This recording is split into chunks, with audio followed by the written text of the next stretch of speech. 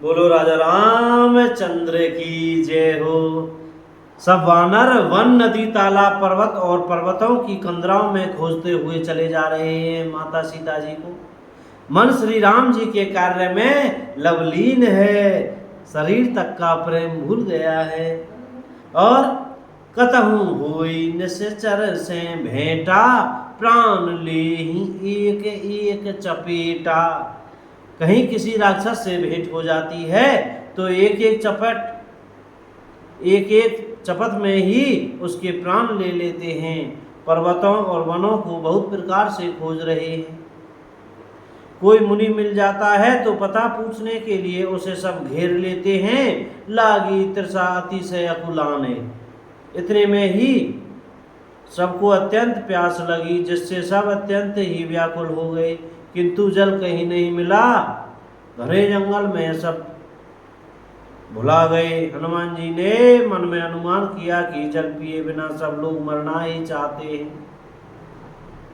उन्होंने पहाड़ की चोटी पर चढ़कर चारों ओर देखा तो पृथ्वी के अंदर एक गुफा में उन्हें एक कौतुक आश्चर्य दिखाई दिया। उसके ऊपर चकवे, बगले और हंस उड़ रहे हैं और बहुत से पक्षी उसमें प्रवेश कर रहे हैं। पवन कुमार हनुमान जी पर्वत से उतर आए और सबको ले जाकर उन्होंने वह गुफा दिखलाई। सबने हनुमान जी को आगे कर लिया और वे गुफा में घुस गए। देर नहीं की, अंदर जाकर उन्होंने एक उत्तम बगीचा और तालाब देखा जिसमें बहुत से कमल खिले हुए हैं। वहीं एक सुंदर मंदिर है जिसमें एक तपोमूर्ति स्त्री बैठी है। दूरी ते ताही सब ही सिरुनावा, पूछे निज वृत्तांत सुनावा। दूर से ही सबने उसे सिर नवाया और पूछने पर अपना सब वृत्तांत कह सुनाया। तब उसने कहा, जलपान करो और भांति भांति के रसीले सुंदर फल खाओ। आज्ञा पाकर सबने स्नान किया, मीठे फल खाए और फिर सब उसके पास चले आए। तब उसने अपनी सब कथा कह सुनाई और कहा, मैं अब वहां जाऊंगी जहां श्री रघुनाथ जी हैं। तुम लोग आंखें मूंद लो और गुफा को छोड़कर बाहर जाओ। तुम सीता जी को पा जाओगे, पछताओगे नहीं, निराश न हो। आंखें मूंद कर फिर जब आंखें खोली तो सब वीर क्या देखते हैं कि सब समुद्र के तीर पर खड़े हैं। सो पुनि गई जहाँ रघुनाथा, जाय कमल पद नाय सीमा था। नाना भांति विनय ते कीनी, अन पायनी भगति प्रमुदीनी। श्री राम जय जय राम। और वह स्वयं वहां गई जहाँ श्री रघुनाथ जी थे। उसने जाकर प्रभु के चरण कमलों में मस्तक नवाया और बहुत प्रकार से विनती की। प्रभु ने उसे अपनी अनपायनी अचल भक्ति दी।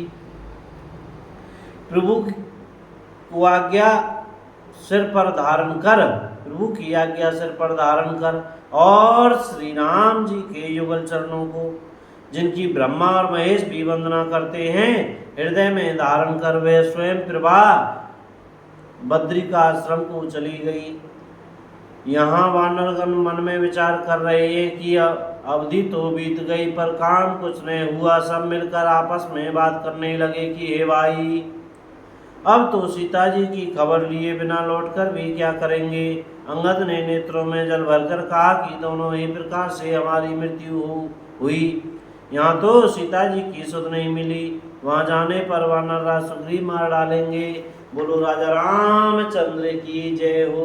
अयोध्या धाम की जय, चमेली वन धाम की जय, वृंदावन धाम की जय, कृष्ण कन्हैया लाल की जय, बंसी बजैया की जय, श्री हनुमान जी महाराज की जय। जय जय श्री सीताराम। राधे श्याम। भैया बोलने पढ़ने कहने हमसे कोई गलती हो गई हो तो कृपया क्षमा करते रहिएगा और आप मुख से सीताराम सीताराम, राधे श्याम बोलते रहिएगा भैया। जय राम जी की।